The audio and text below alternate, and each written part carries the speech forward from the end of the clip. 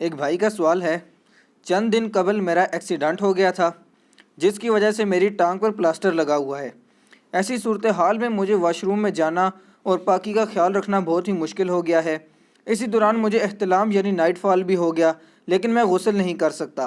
اب رمضان المبارک 1441 ہجری کا بابرکت مہینہ بھی شروع ہو گیا ہے۔ کیا میں جنبی حالت میں روزہ رکھ سکتا ہوں؟ مزید یہ بھی بتا دیں کہ میں غسل کے بغیر نمازیں کیسے ادا کروں؟ بہت پریشان ہوں۔ آپ کی باتیں سن کے تو میں بھی پریشان ہو گیا ہوں، اتنی ساری چیزیں آپ پہ اکٹھی آ گئی ہیں۔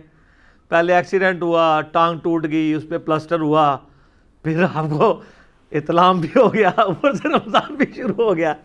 اچھا، یہ ہنسنے کا مقصد قطعاً یہ نہیں ہے کہ کوئی کسی کی تکلیف کا مذاق اڑانا ہے۔ میں اس سوال کے اوپر مجھے ہوا کہ اتنی ساری چیزیں بھی اکٹھی آ سکتی ہیں کسی کے اوپر۔ سر پریشان ہونے کی ضرورت نہیں ہے، اس میں بہت بڑی رحمت چھپی ہوئی ہے۔ میں آپ کو بتاؤں، میرے آفس کے ایک کلیگ، بس وہ نام کے دیندار تھے، ہے حافظ قرآن تھے، لیکن آپ کو پتا ہے نا، میں نے کئی بار بتایا کہ حافظ ہوئے اور دین چھڑ جائے تو سر پھر شیطان بھی کہتا ہے کہ پائی تو میرے تو ہوتے ہیں۔ اچھا، نارمل زندگی بھی گزر رہی تھی۔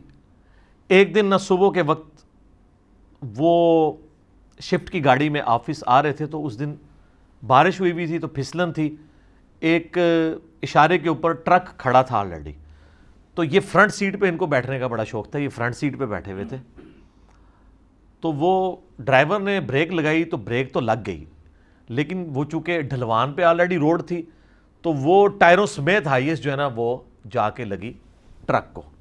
تو یہ فرنٹ سیٹ پہ تھے، ان کی ایک ٹانگ جو ہے نا وہ ٹوٹ گئی، 6 مہینے کے لیے کم از کم بیڈ پہ پڑ گئے۔ کہتے ہیں میں تو پریشان ہو گیا اپنی زندگی سے کہ میں کیا کروں۔ کہتے ہیں جی کئی سال پہلے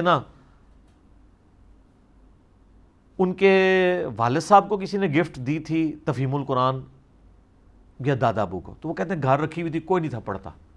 تو کہتے ہیں میں نے کہا میں فارغ ہی ہوں یار، میں حافظ بھی ہوں، چلو کم از کم میں یار قرآن ایک دفعہ ترجمے سے پڑھ کے تو دیکھوں قرآن کیا کہتا ہے۔ سر وہ ٹانگ کیا ٹوٹی ہے، ان کی قسمت جاگ اٹھی۔ تفہیم القرآن انہوں نے 6 مہینے میں مکمل کی، ٹھیک ہے۔ حافظ قرآن تھے، داڑھی نہیں تھی، داڑھی رکھ لی بعد میں، اور ماشاءاللہ پریکٹسنگ مسلمان ہے۔ اور آپ کہیں سے کوئی آیت، کیا آپ ان سے ریفرنس سے بات کریں نا کہ مجھے اس ٹاپک پہ بتائیں کہاں کہاں آیات موجود ہیں، تو وہ آپ کو زبانی بتا دیں گے۔ میری ان کے ساتھ کافی ڈسکشن ہوتی رہتی تھی، چونکہ وہ ان کا دیوبند سے بلٹ اپ تھا، اب تو خیر وہ علمی کتابی ہیں ماشاءاللہ۔ تو مجھے اکثر وہ کہا کرتے تھے، یہ میں آج کی بات نہیں کر رہا، 6-7 بلکہ 8-9 سال پہلے کی، مجھے کہتے تھے یار احادیث پہ تمہاری بڑی گرپ ہے، قرآن پہ بھی ہونی چاہیے۔ دے جی میں نے ان کی یہ بات ایسی پلے باندھی، اللہ کا شکر ہے آپ کو ٹاپک بولیں تو میں ان سے پہلے آپ کو ڈھونڈ کے بتا دوں، تو پھر مانتے تھے یار واقعی یار تم نے اس کو ماسٹر کیا ہے۔ تو بعض اوقات ٹانگ توڑوائے بغیر بھی انسان ماسٹر کر سکتا ہے، لیکن جو لوگ ٹانگ توڑوائے بغیر نہیں کر رہے ہوتے ان کے بھی کئی بار اس شر میں خیر چھپا ہوتا ہے، اللہ تعالیٰ اس سے کوئی بہتر چیز ان کو دے دیتا ہے۔ تو وہ ان کی ٹانگ کی طرف واپس آتے ہیں۔ ان کے لیے پہلی تو ریکویسٹ یہ ہے کہ پریشان ہونے کی ضرورت نہیں ہے، اس شر میں آپ کے لیے خیر ہے، صبر کریں، اللہ تعالیٰ آسانیاں فرمائے گا انشاءاللہ تعالیٰ۔ باقی آپ کے لیے تو اب دین بہت زیادہ ریلیکسڈ ہے، چونکہ آپ کا پلاسٹر ہے، آپ غسل نہیں کر سکتے، اس کی وجہ سے آپ ڈیمیج ہو جائیں گے، اور یہ بھی نہیں ہو سکتا کہ باقی جسم پہ آپ پانی بہا لیں اور وہاں پہ صرف مسح کر لیں، کیونکہ مجھے پتہ ہے کہ جب یہ پلاسٹر بندھا ہوا ہوتا ہے تو پھر وہ موومنٹ بڑی مشکل ہو جاتی ہے۔ تو آپ کو غسل کرنے کی ضرورت نہیں ہے، صرف اپنے کپڑے چینج کر لیں اور تیمم کر لیں۔ تیمم کرنے کے لیے آپ کو کہیں باہر جانے کی ضرورت نہیں ہے، کوئی مٹی کا ایک چھوٹا سا ڈھیلا اپنے سرہانے رکھ لیں آپ، اور یہ میں غسل کے ایکویلنٹ تیمم کی بات کر رہا ہوں۔ وضو تو آپ کر سکتے ہیں، آپ تھوڑی سی ایفرٹ پٹ کریں گے، اس میں تو صرف اتنا ہی دھونا ہوتا ہے، پاؤں کے اوپر مسح کر لیں، باقی آپ کو کوئی وضو کروا دیں۔ چونکہ غسل کے ایکویلنٹ تیمم کیا جائے یا وضو کے ایکویلنٹ، دونوں کا طریقہ ایک ہی ہے، ایک ہی تیمم سے دونوں چیزیں کور ہو جاتی ہیں۔ وہ بخاری مسلم دونوں میں ایک حدیث موجود ہے اس سے ریلیٹڈ، لیکن اس سے بھی بڑھ کر سورۃ المائدہ میں سورہ نساء کے اندر اللہ تعالیٰ نے تیمم کا طریقہ بتایا ہے کہ اگر تم کسی سفر میں ہو اور تم پانی نہ پاؤ تو اپنے چہروں کا مسح کر لیا کرو اور دونوں ہاتھوں کا، تو یہ مٹی تمہیں پاک کر دے گی مٹی کے ذریعے۔ اس کے شان نزول میں بھی بخاری مسلم میں حدیث ہے کہ سیدہ عائشہ کا ہار ایک دفعہ گم گیا تھا، اس دوران قافلہ لیٹ ہوا تو پانی نہیں تھا، تو وہاں پہ یہ نازل ہوئی۔ باقی وہ تو شان نزول ہے، الٹیمیٹلی تو یہ اینڈ رزلٹ کے طور پہ موجود ہے۔ جو بخاری مسلم میں نے حدیث بتانی تھی وہ بڑی انٹرسٹنگ ہے۔ نبی علیہ السلام ایک سفر میں آپ نے نماز پڑھائی، تو نماز پڑھا کے فارغ ہوئے تو دیکھا ایک شخص کونے میں بیٹھا ہوا ہے۔ آپ نے فرمایا تو نے نماز کیوں نہیں پڑھی؟ کہ یا رسول اللہ میں جنوبی تھا، پانی اتنا ہی نہیں تھا میں غسل کر سکتا، تو میں نے نماز نہیں پڑھی۔ تو آپ فرمایا تم مٹی سے تیمم کر لیتے، تمہارے لیے کافی تھا کہ تم اپنے چہرے اور ہاتھوں کا مسح کرتے، تو یہ تیمم کافی۔ تیمم یہ نہیں ہے کہ پورے جسم پہ مٹی ملنی ہوتی ہے، مٹی تو خیر اس میں بھی نہیں ملنی ہوتی، صرف مٹی کو ٹچ کرنا ہے آپ نے۔ اور بخاری مسلم میں دوسری حدیث ہے حضرت عمار بن یاسر کی، حضرت عمر کے پاس بیٹھے ہوئے تھے، بخاری مسلم دونوں میں حدیث موجود ہے۔ ایک شخص آیا، اس نے کہا امیر المومنین میں یعنی سفر کے دوران اب پانی اویلیبل نہیں ہے، میرے پہ غسل فرض ہے، مجھے آپ تیمم کا بتائیں میں کیا کروں، کوئی سولوشن ہے آپ کے پاس؟ تو حضرت عمار نے کہا امیر المومنین سولوشن ہے میرے پاس، یہ تیمم کر لیں۔ پھر ان کا ہم بھی نبی علیہ السلام کے ساتھ سفر میں تھے، تو کہتے ہیں کہ میرے پہ غسل فرض ہو گیا تو میں مٹی میں لوٹ پوٹ ہونا شروع ہو گیا، تو حضور دیکھ کے مسکرائے، ان کا یہ کیا کر رہے ہو؟ کہا یا رسول اللہ تیمم کر رہا ہوں۔ اب انہوں نے اجتہاد تو صحیح کیا کہ وضو والا تیمم یہ ہے تو غسل والا پورے جسم کا ہوگا، تو اجتہاد سے ابھی کا بھی غلط ہو سکتا ہے۔ پہلے قرآن و سنت کو دیکھنا ہوگا، اجتہاد اینڈ پہ ہوتا ہے۔ جو اجتہاد کو رونا پیٹتے رہتے ہیں نا، تو حضرت عمار بن یاسر زیادہ کون فقیہ تھا صحابہ میں؟ ٹاپ آف دا لسٹ اصحاب میں، شروع کے مسلمانوں میں سے، جن کے ماں باپ اسلام کے پہلے شہداء ہیں۔ ابھی میں آپ کو وہ عمار کو باغی جماعت قتل کرے گی وہ والی حدیث نہیں سنا رہا، بخاری کی 2812، عمار ان کو جنت کی طرف بلائے گا اور وہ جماعت دوزخ کی طرف بلائے گی، یہ حدیث میں نہیں سنا رہا آپ کو، یہ وہ والے عمار بن یاسر ہیں۔ تو عمار نے کہا کہ اے امیر المومنین میں آپ کو بتاتا ہوں یہ میرے ساتھ ہوا تھا، تو حضور نے کہا یوں کر لو، اور اس میں انہوں نے کہا کہ مٹی پہ ہاتھ مارو اور پھر پھونک مارو۔ پھونک مارنے سے یہ ہوگا کہ مٹی اگر لگ گئی، وہ یہ نہیں کہ مٹی ہونی چاہیے اس طرح، ایون دیوار پہ بھی عام جو مٹی لگی ہوئی ہوتی ہے نا، یا ٹرین کے ڈبوں پہ بھی، یا جو گاڑیاں کھڑی ہوئی ہوتی ہیں باہر روڈ کے اوپر جن پہ ہلکی سی گرد ہوتی ہے، آپ ہاتھ لگائیں تو ہاتھ کا نشان بن جاتا ہے، وہ کافی ہے آپ کے تیمم کے لیے۔ ہاتھ لگائیں، اگر زیادہ مٹی لگی ہے پھونک مار لیں، چہرے کا پہلے مسح کریں، اور وہ پورا داڑھی کا خلال اس طریقے سے جہاں جہاں پانی پہنچانا ہوتا ہے وہاں وہاں ہاتھ پہنچائیں، پھر دوبارہ کریں یوں، اور پھر پہلے دایاں ہاتھ یوں کونیوں سمیت انگلیوں میں سے اس طریقے سے، گھڑی کو بھی انگوٹھی پہنی ہے اس کو آگے پیچھے کر کے، اور یہ پورا، تو یہ تیمم کا طریقہ ہے۔ حتیٰ کہ مسند احمد میں الموطا امام مالک میں حدیث ہے، نبی علیہ السلام فرمایا اگر کوئی 10 سال تک بھی پانی نہ پائے تو تیمم سے غسل اور وضو کر کے نمازیں پڑھتا رہے تو بالکل ٹھیک ہے۔ ابو داؤد میں حدیث ہے، نبی علیہ السلام فرمایا کہ اگر کسی کو پانی نہیں ملا اور اس نے تیمم کر کے نماز پڑھی تو اس کو اپنی نماز لوٹانے کی حاجت نہیں، اور اس نے نماز نہ لوٹائی تو اس نے سنت پہ عمل کیا کہ نبی علیہ السلام بھی نہیں لوٹاتے تھے، اور اگر نماز لوٹا دی تو اللہ اس کے لیے دوہرا اجر لکھ دے گا، یعنی وہ نفلی عبادت شمار ہو جائے گی، وہ غلوب میں بھی نہیں جائے گی، وہ بھی اللہ تعالیٰ اس کو انڈورس کرے گا۔ تو یہ تیمم کا غسل کے ایکویلنٹ آپ کریں یا وضو کے ایکویلنٹ، ایک ہی طریقہ ہے، اور غسل کے ایکویلنٹ جب آپ کریں گے آٹومیٹکلی وضو تو اس میں کور ہو ہی جائے گا۔ اور جب تک پانی پہ آپ قادر نہ ہو جائیں، قادر ہونے کا مطلب ہے کہ آپ کی صحت نہ آ جائے، یا پانی آپ کو اویلیبل ہو جائے، یا اویلیبل تو ہے صحت نہیں ہے تو آپ قادر نہیں ہوئے، اس وقت تک آپ چلائیں، 10 سال بے شک چلائیں، پوری زندگی چلائیں۔ اگر آپ کو موت کا ڈر ہے یا کوئی زیادہ تردد کا ہے تو لا یکلف اللہ نفسا الا وسعها، اللہ تعالیٰ کسی جان پہ اس سے بڑھ کے تکلیف نہیں ڈالتا۔ بعض اوقات آپ اٹھے ہیں اور آپ نے دیکھا ہے کہ طلوع فجر میں 5 منٹ رہ گئے اور آپ جنبی ہیں، غسل کریں گے تو نماز قضا ہو جائے گی، چھوڑ دیں، آپ فوراً تیمم کریں، نماز پڑھ لیں۔ کپڑے چینج کرنے کا ٹائم ہے تو کر لیں، ادروائز کپڑے بھی چینج کرنے کی ضرورت نہیں ہے، کیونکہ آپ اس وقت خوف کی حالت میں، وہ ٹائم ہی تھوڑا ہے، خوف ہے سورج نکلنے کا، تو اس وقت بھی آپ تیمم کر سکتے ہیں۔ یہ اللہ نے اتنی بڑی اس امت کے لیے خوبی رکھ دی ہے، اتنی بڑی آسانی دے دی ہے کہ آپ اسے پوری زندگی ویل کرتے رہیں، اور یہ اسی قسم کے مشورے دینے چاہیے۔ ابو داؤد میں ابن ماجہ میں ایک حدیث ہے، ایک سفر کے دوران ایک صحابی کو زخم لگا سر پہ اور وہ جنبی ہو گیا، جس طرح ان کی ٹانگ والا معاملہ ہوا ہے۔ صحابہ سے مشورہ کیا تو بعض صحابہ نے کہا نہیں یہ تو بندہ پلید ہو گیا، تو ابھی تو نماز تو نہیں پڑھ سکتا، تو نہا، سخت سردیوں کی رات تھی، وہ بیچارہ نہایا اور مر گیا ٹھنڈ لگنے سے، شہید ہو گیا۔ حضور علیہ السلام تک خبر پہنچی، آپ بڑے ناراض ہوئے، آپ نے فرمایا کہ اگر تم لوگوں کو علم نہیں تھا کم از کم کسی علم والے سے مشورہ تو کر لیتے. تم لوگوں نے خود ہی ایک فیصلہ سنا دیا. یہ پھر اجتہاد کی باری آ گئی کہ صحابہ نے اجتہاد کیا, بندہ ہی مارا گیا. حضور نے کہا کسی اہل علم سے آ کے پوچھو. تو نبی علیہ السلام فرمایا کہ اللہ نے جب تیمم کی اجازت دی ہے تمہیں تیمم کا مشورہ دینا چاہیے تھا. تم لوگوں نے پکڑ کے بندہ مار دیا کہ ایک زخمی بندے کو کروا کے. یہاں بھی کئی لوگ ہوتے ہیں, وہ بعض اوقات ان کا زخم یا بیماری ایسی نوعیت کی ہوتی ہے کہ اگر آپ اس کو غسل کروائیں گے تو بڑھ جائے گی. بعض بیماریاں تو ایڈریس ہوتی ہیں نہانے سے, لیکن بعض بڑھ جاتی ہیں, اس میں تو آپ یہ مشورہ نہیں دیں گے.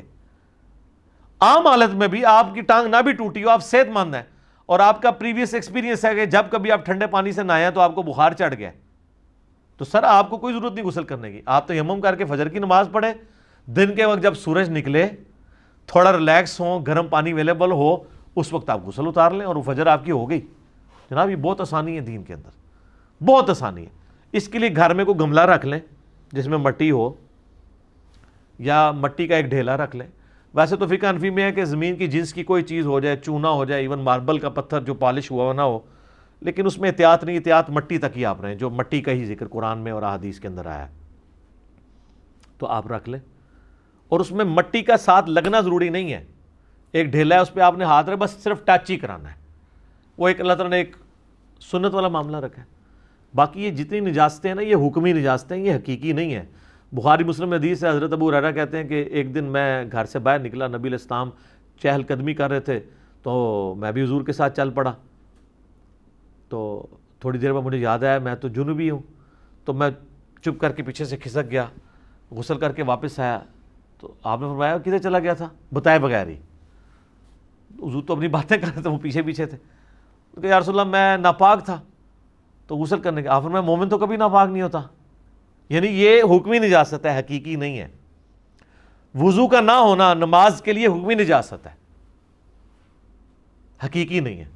اس سے بھی بڑھ کے بخاری مسلم میں حدیث ہے, اما عائشہ کہتی ہیں حضور مسجد میں تھے, آپ نے مجھے کہا میرا بسترا پکڑا دو. میں نے کہا یا رسول اللہ میں تو حیض سے ہوں. آپ فرمایا حیض تیرے ہاتھوں میں گھس گیا.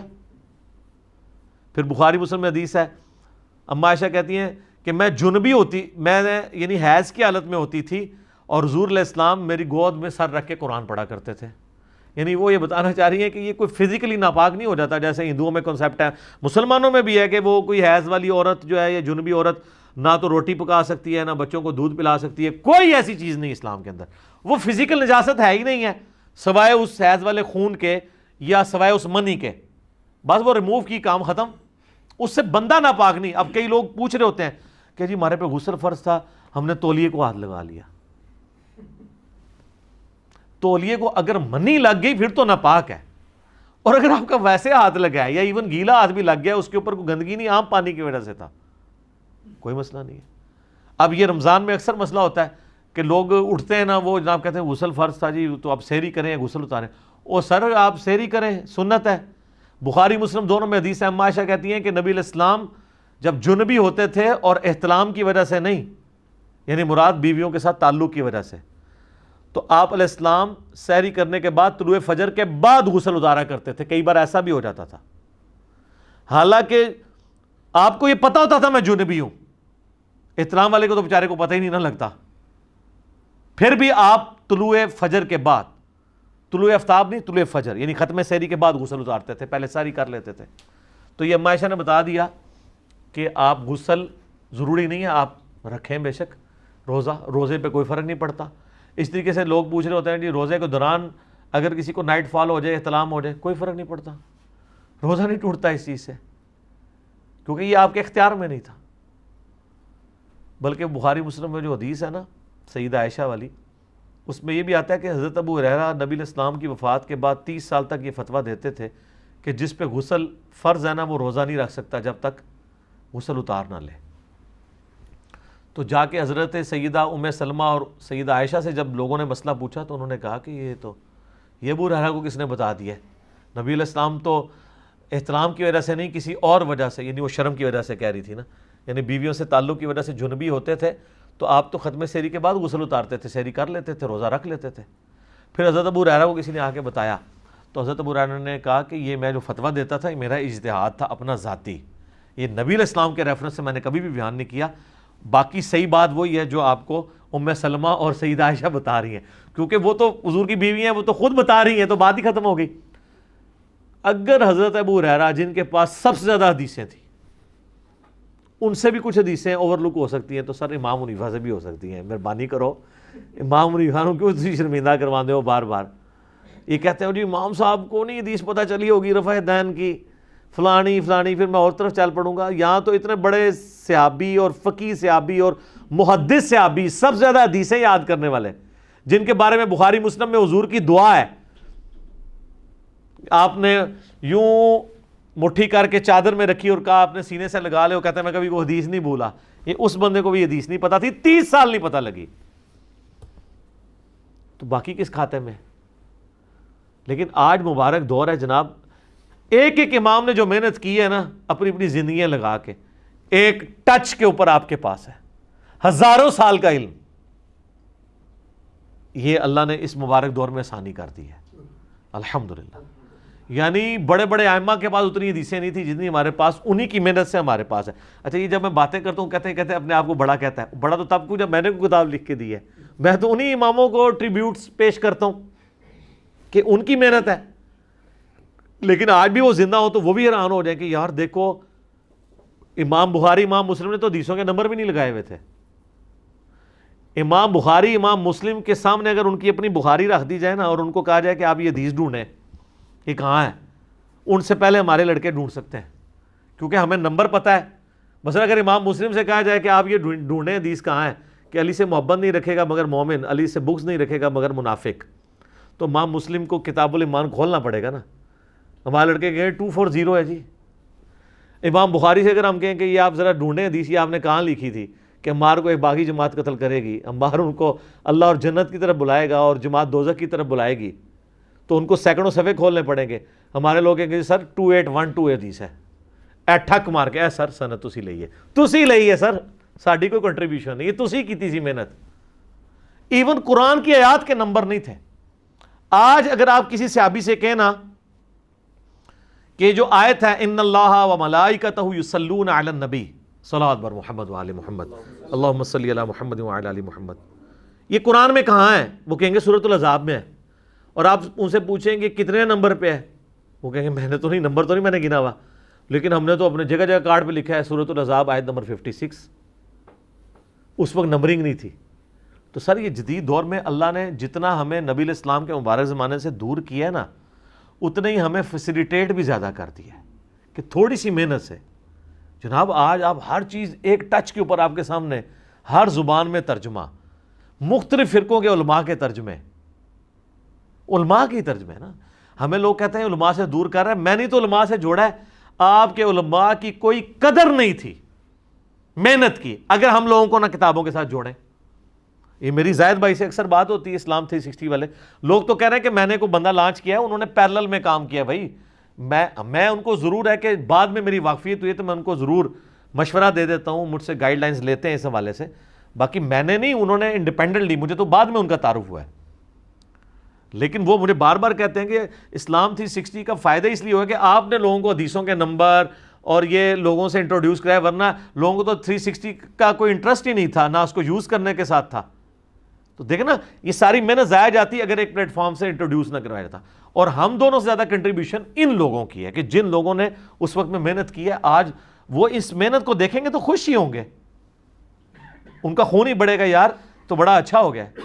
جس طرح ہمیں جب پتہ چلتا ہے کہ جی ہماری ویڈیوز جو ہیں وہ کسی چینل کے اوپر چل رہی ہیں، کسی یوٹیوب چینل پہ آ گئی ہیں، کسی جگہ کوٹ کیا گیا، تو خوشی ہوتی ہے کہ یار چلو لوگ اپنے طور پہ دین کا کام کر رہے ہیں۔ تو اس میں کوئی جیلسی والا فیکٹر نہیں ہوتا، خوشی والا فیکٹر ہوتا ہے۔ تو وہ تیمم والی بات تھی، وہ روزہ بھی رکھ سکتے ہیں اور اپنا غسل بھی اتار سکتے ہیں، نماز بھی پڑھ سکتے ہیں، کپڑے وغیرہ اپنے وہ چینج کر لیں۔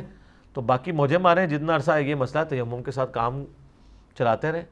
اور تیمم وہی چہرے کا مسح اور دونوں ہاتھوں کا کونیوں سمیت۔ حدیثوں میں ویسے یہاں تک بھی مسح رپورٹ ہوا ہے، کونیوں تک بھی ہوا ہے اور بغلوں تک بھی ہوا ہے، لیکن زیادہ حدیث جو ہیں کونیوں تک کی ہیں، اور وہ بہتر بھی لگتا ہے کیونکہ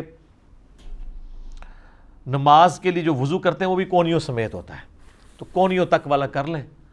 تو باقی نہ اس میں آپ نے پاؤں دھونے ہیں نہ سر کا مسح کرنا ہے، صرف چہرے اور دو کونیوں کا دونوں ہاتھوں کا، تو آپ کا وضو بھی ہو گیا، غسل بھی ہو گیا تیمم کے اگینسٹ. اسے تیمم کہتے ہیں، لیکن نیت ضروری ہے. ٹھیک ہو گیا.